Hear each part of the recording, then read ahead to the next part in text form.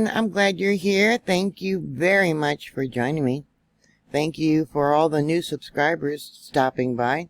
Please like, share, and subscribe. I'm Mary with Mary Greeley News. I had never heard of the Karelian bear dog until I read an article on Cowboy Country. It's a website, a news site from Montana, warning people not to take their dogs into the back country, especially grizzly bear country. Most people think taking their dogs with them when they're camping in areas where there's bears might help protect them. But that's not always the case, they say. What ends up happening is the dog runs back to the owner, drawing the bear into where the people are at. Recently, up there in Canada, a couple was found dead with their dog in a Canadian national park. When search and rescue arrived the next day after getting a GPS alert about a bear attack, the next day their bodies were found for both the couple and the dog. The article talked about Karelian bear dogs. When properly trained, they can keep grizzlies away from their owners and even drive bears off. Only about 20% of the puppies end up being bear dogs. The breed originally came from Finland and was used mainly for hunting small fur-bearing animals such as squirrels and marten. It's also been used for hunting wolf, lynx, wolves, and for hunting originally the Eurasian brown bear. I might be pronouncing it wrong. The Karelian bear dog has been used to reduce human-bear conflicts in the United States, Canada, and Japan. They've also been used in Alberta parks, Yosemite, and Glacier National Parks. Also been used along with Montana Fire, Wildlife and Parks, with the Washington State Department of Fish and Wildlife. When they were first introduced in Japan in 2004, there was over 255 bear incidences in 2006, and it was reduced to just 4 in 2017. When they're puppies, they're trained and tested with stuffed bears to see if they're going to be suitable for bear encounters. Only about 20% of the breed ends up being able to take on that task. The Karelian bear dogs don't actually fight the bears. Instead, they're bred to intimidate and push the bears away to drive them out of an area. That's usually done from a dozen yards away. In close proximity to the bears, they are very agile, able to avoid bear swipes and bites. There is one group up in Montana called Wind River Karelian Bear Dogs. That organization began working with government agencies and private clients in the western U.S. and Canada. The company used the dogs to push grizzlies, black bears, brown bears, and even polar bears out of potential trouble spots. This here is an image of one of these dogs that I found on Twitter. This dog evidently is over 18 years old. This is not a dog for casual or inexperienced dog owners. They have strong hunting instincts and an intense need for serious outdoor exercise, meaning they're happier living in the country and not in an apartment. They are best with experienced and active owners who can take care of them, hiking or hunting through the woods on a daily basis. They have a dense double coat designed to keep them warm in harsh winter conditions. Even the ears are extra furry to protect them from frostbite. Because of the dense undercoat, weekly brushing is recommended. The typical Karelian bear dog size is between 19 and 23 inches tall, and the dog typically weighs 37 to 62 pounds. They are considered brave, cautious, loyal, independent, tenacious, territorial, and a price for a puppy is between $1,400 to $1,700. Not meant for apartment life, they should have acreage or a farm so it can run. These animals do not like to be confined. They can be kept in an outdoor kennel as long as they get plenty of chances to run. In isolation, this dog breed might not be the best option for kids.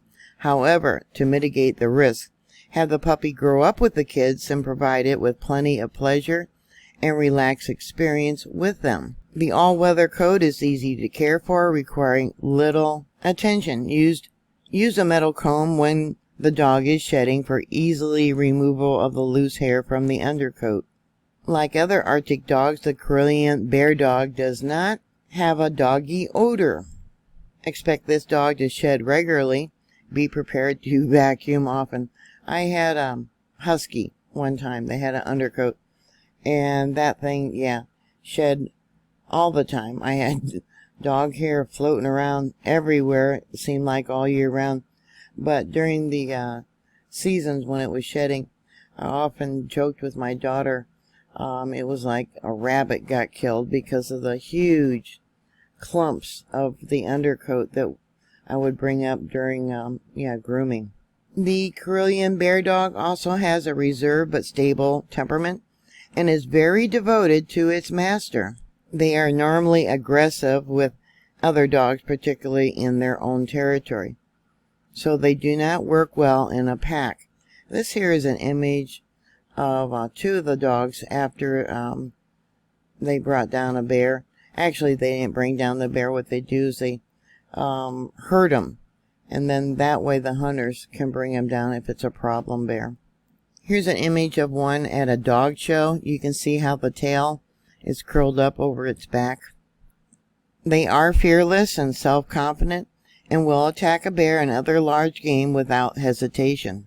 Their senses, particularly the sense of smell, are very keen. They are never aggressive towards people. So I imagine if you do have children, you raise them around the children, they might be very protective of the children too. According to archaeological records, dogs very similar to the modern Russo-European Lika and the Karelian bear dog existed in northern Eastern Europe and Scandinavian areas since the Neolithic times. The breed standard for KBDs and Likidias today call for the black and white marked dog, but originally the breed included individuals with coats of wolf gray to various shades including red, like the standard Spitz, and the black and tan specimens as well. I guess they can be trained to work with other dogs or be with other dogs. Here's an image of them working up in Alaska, I believe it was. It could have been Canada during one of their fires. They were used to help protect the firefighters from bears when they were fighting the fires up there. If raised with families from puppies, evidently they can be very loyal to their families, sometimes to one member in particular. They can be wary of strangers, but typically get along well with humans. One of the breeders said that a lot of the dogs have gone into families with kids, and it's been an okay mix. It's not that the Karelians aren't good with kids, it's whether the kids are good with dogs. You need kids and parents who are dog savvy.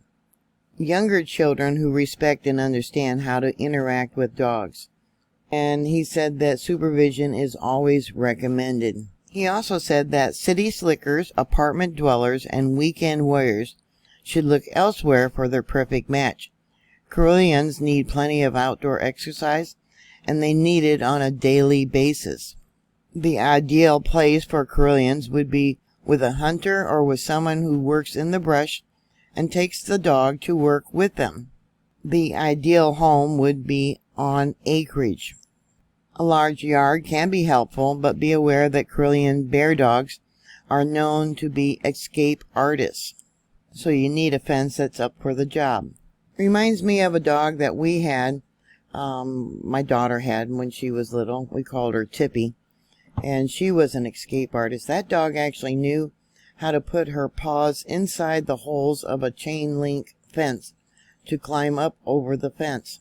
Several times she climbed out the third-story window and sat up on the top of the roof of our house to watch the traffic going by on the highway.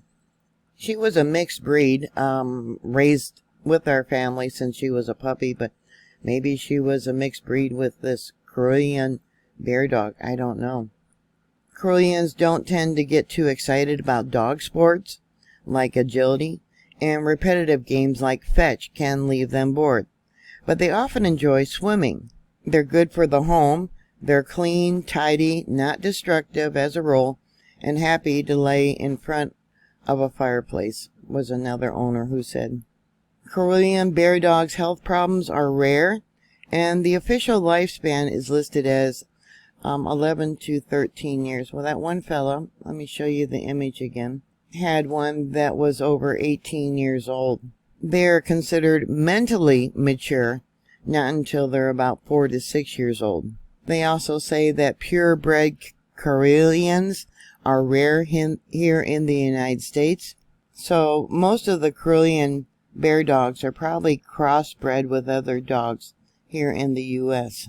The breed nearly went extinct in World War II, and today's Karelians come from just 43 animals bred under the guidance of the Finnish Kennel Club that then reestablished the breed. During World War II, the Republic of Korea was invaded by Russia during the Winter War at the beginning of World War II.